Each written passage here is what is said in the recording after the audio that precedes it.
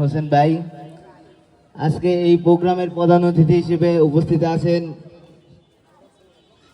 জননেতা ছাত্র নেতা আসাদুজ্জামান মোহন ভাই। মঞ্চে আরো উপবিষ্ট আছেন বিশেষ বক্তা হিসেবে দেলোয়ার হোসেন সরকার, ইয়ারপুর ইউনিয়ন সাধারণ সম্পাদক। আর আমি আজকে 31 দফা নিয়ে কথা বলতে চাই না, যেহেতু বর্তমানে দেশে ষড়যন্ত্র চলছে এই নির্বাচনকে বানচাল করার জন্য। এটা আপনারা সবাই অবগত।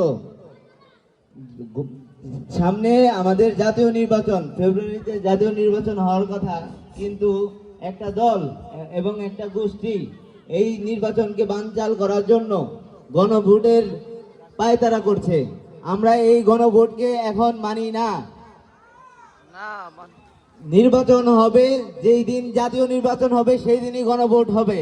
কারণ যদি নভেম্বরের মধ্যে যদি গণভোট হয়, এই গণভোটের জন্য এক্সট্রা অনেক টাকা খরচ হবে, যা 3000 কোটি টাকা। 3000 কোটি টাকা আপনার আমার পকেট থেকেই যাবে। এটা কি আপনারা দিতে রাজি আছেন? তাহলে আমরা এই গণভোটকে বয়কট করব।